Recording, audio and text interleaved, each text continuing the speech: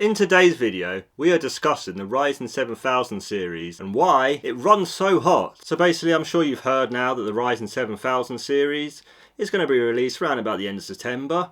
And this is obviously just a rumour that it is quite warm when it runs, but there is some sort of proof to it, because basically the chip, how it's designed, so the IHS, which is the internal heat spreader, basically is quite small on the Ryzen 7000 series. So this means that obviously with the increased heat compared to the AM4 platform, this is obviously going to cause problems because you've got more heat and you've got less surface area. Then obviously the Ryzen 5000 series and AM4 series and even the Intel side. So obviously more heat, more cooling going to be needed. So the article is actually from Wccftech, and I'll put the link in the description. Basically the article goes on to say that the Ryzen 9 7950X could run potentially at 95 degrees centigrade when obviously doing a heavy multi-core load. That is going to be an issue. Obviously you are going to need very good cooling, especially once you get up to the 7950X. You're going to need exceptional cooling to get the most out of that. That's because it has about 230 watts of power pushed into the CPU.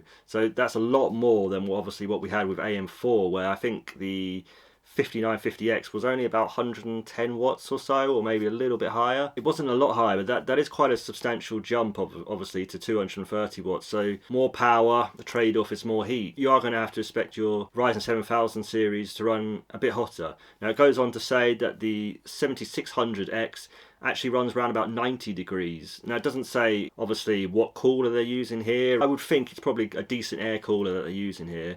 So I would say if you are thinking of the Ryzen 7000 series and you have kind of like an entry level cooler, or obviously a stock cooler would not be good for the 7000 series. Now a typical sort of tower cooler, like 120mm tower cooler, probably is going to be good enough. It's looking like a all-in-one cooler is the actual solution to obviously the heating problems here. Air coolers might be able to do enough, but I do think for the Ryzen 7000 series, if you haven't got a all-in-one cooler and AIO, it might be worth a purchase if you are going to that. But again, that does add to the cost of the platform, unfortunately.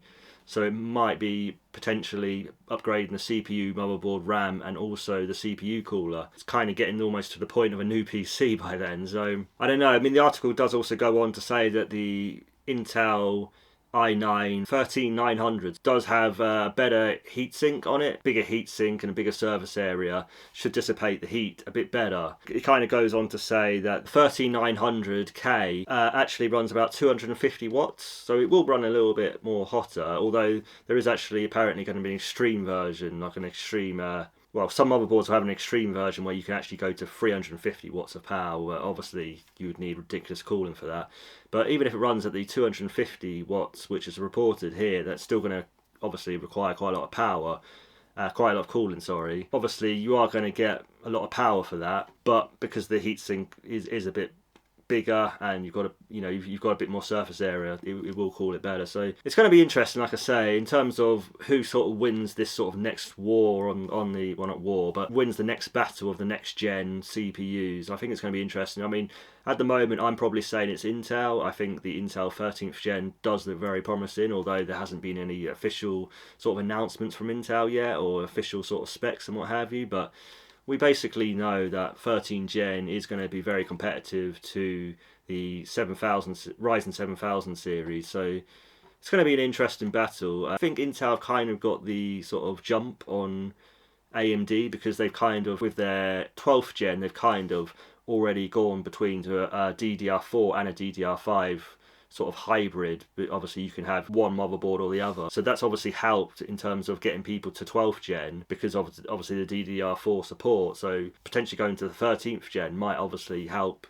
in that sense as well. So the jump might be easier for some people. Reading a little bit further into the article, it does say that they did use a 360mm AIO, so an all-in-one cooler. So if you're needing a 360mm all-in-one cooler and it still runs at 95 degrees for the 7950X, then yeah, I mean that is really hot. I mean that's going to kick out some real power, and performance-wise, going to be fantastic if you're doing multi-core workloads, and certainly if you're creative, you're going to need all that power. 360 millimeter all-in-one cooler probably isn't going to be too much of a purchase for you if you're wanting that high end. But I'm still a bit concerned in terms of the lower end with AM5. I think the lower end is their problem, and especially the 13400 looks potentially to be the real sort of budget killer, and on the Intel side is going to be the one that most people go for when they're upgrading. So I think on the budget end AMD have got issues. I think on the higher end they're probably going to be fine, and probably their chips are going to be very high performing.